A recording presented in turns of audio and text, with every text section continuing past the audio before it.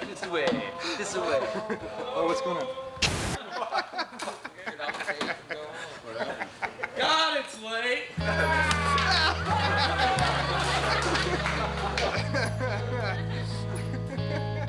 The Fender Custom Shop is a sort of nirvana for guitar geeks.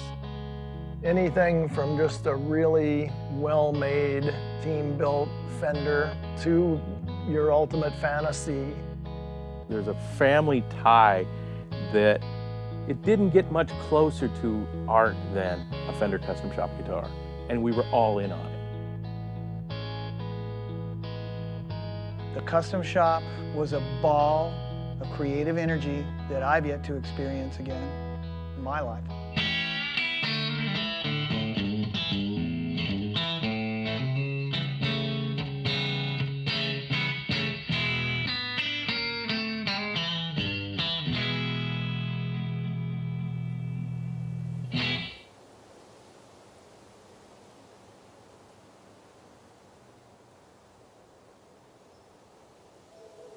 I saw myself as the savior of the Fender history. It was Bill Schultz's idea to start a custom shop, and what he wanted to do was to get back to the old Fender. Bill wanted that, and what he said to me is, I don't care if we just break even, I want the coolest custom shop and the best product available. And I said, I'll do that. Fender Custom Shop started in 1987. I was officially hired in '86 while I was still in Texas. And this big old tweed case is the very first order ever taken for the Fender Custom Shop. And I came with that order in my pocket from Texas. It's got a few firsts with it. The one thing is the first double neck ever to come out of Fender.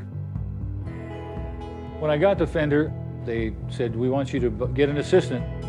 And when I looked at the credentials, I hired Page because he had been there working in R&D for 10 years, and I knew I needed his background. I absolutely believe that the Custom Shop was the beginning of bringing the soul back to Fender. It was a big component in healing the scars that were created from CBS ownership.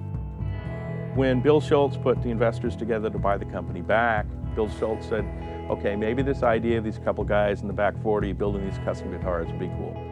You know, bring it back to that glory kind of thing when Leo Fender first started the company, where artists were like thrilled by it. It was new and it was different. And it was bringing stuff up to their caliber. We all love guitars, we love Fenders, and next thing you know, we as Fender. And that was a great realization at some point that we were it.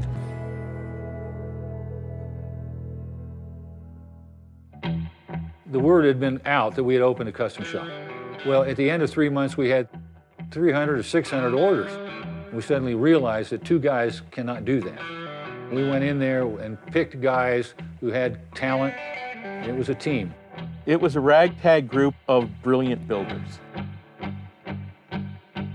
J.W. Black, pinpoint, accurate. George Blanda. Scientist, great builder. Mark Kendrick, Breeze, Fender. Fred Stewart. eccentric artisan. Alan Hamill. Hillbilly brilliant. Gene Baker, creator of dreams. Michael Stevens. Constant pursuit of perfection. John Page. Great leader, great visionary. That was the magic of the shop, that team.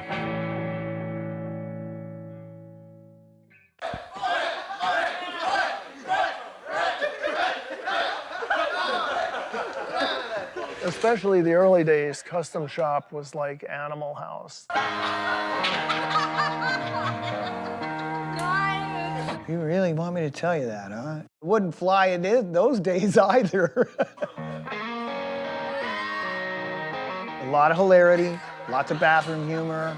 You worked all kinds of wacky hours. You worked 7 days a week. Sometimes you slept there. The early history of the custom shop was very tumultuous. And when I say tumultuous, not knowing if you're going to have a job in a week, right? It's pretty scary. You get pretty crazy when you're under that kind of stress, and you need to relieve it somehow or another. And so yeah, there were plenty of pranks. If they weren't picking on you, they didn't love you. So if they were picking on you, you knew you were doing the right thing. We were brutal to each other, but it was like your best friends, you know? It wasn't like unbridled, buffoonery. It was an unshackled creative period, and we all contributed. I can remember as things expanded, we were kind of blowing our own minds. We were just trying to make the best guitars we could and just rocking along. It was just create, create, create, never stop creating. We were about making absolutely the best guitar we were capable of and pushing it artistically. And that kind of caught on like wildfire. All of a sudden with Custom Shop, they're like, hey, these guys are building this incredible stuff and you can buy it. It mushroomed, and the amount of exposure was just huge. Between 89 and 93, everything just started ramping up. All of a sudden, there's an Eric Clapton guitar on the line. Get to build guitars for Sting and Merle Haggard and Johnny Cash. Richie Sambora, the whole Bon Jovi crew, the Stones, Dylan, Ellie Wieston. Dick Dale, Stu Hamm, Jimmy Page. Jeff Beck. Clapton. So artists were always pushing you. They wanted new ideas, they wanted new things. Getting to work with these people on a professional level, but supplying them with an instrument, that's got a cool factor about it that is hard to understand until you've done it. When you build a guitar, you never know what its path through life is going to be, but it's a little nibble at a kind of immortality.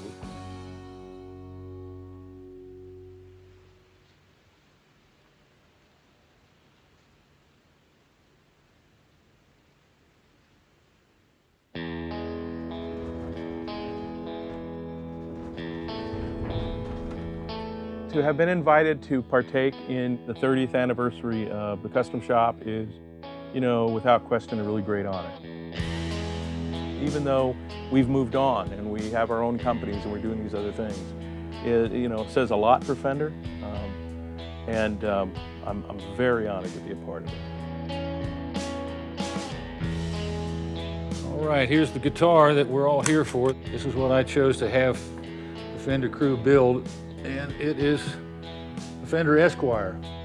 Looks like an Esquire, except there are some nuances. You got the plate engraved with the Founders logo, a left-handed bridge on a right-handed guitar, and what I hear is it tightens this note up, the bass note, and it fattens up the high string. Well, as you can see, my design for the 30th anniversary of the Fender Custom Shop was inspired by the first guitar, number 001, this double neck from the Fender Custom Shop, 1987. This is my 30th anniversary Custom Shop Founders Design guitar. It's a double F-hole Esquire. I first designed this guitar back in like 1990, dubbed it the Pageocaster. I put a Koa top in celebration of my friend and mentor, Freddie Tavares. Also, it includes my JP Woodtone saddles that I make here in Oregon. I picked the Jazzmaster because I thought it was kind of a misunderstood guitar and it didn't quite get its due. One of the key features is this stabilized and dyed wood here. This is the guitar. It's a Telecaster with early 20th century acoustic guitar motifs. It's got a Guatemalan rosewood back, bear claw spruce, tortoiseshell pickguard. I'm very honored that I've been involved in this. So these were the type of guitars I was building early on in Custom Shop that weren't the norm at the time. I wanted to stay with the same concept that was going on back then. This really is a celebration of how Fender went from just being an import company in '85 to being back as one of the world leaders in guitar building. I was inspired by some Southern California, Orange County lowrider car culture that was around my neighborhood at the time.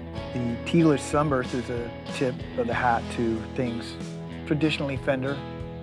We got a silver sparkle Kelly with a black burst. The reason that I chose to do a sparkle was that's how I got my start in the custom shop. This I call the Telecaster. If you check it out, it's completely half Strat, half Tele. A Tele sits better in your lap because of the sharper radiuses and all, but a Strat has always been more comfortable with the arm contours, so I just kind of felt it was the best of both worlds.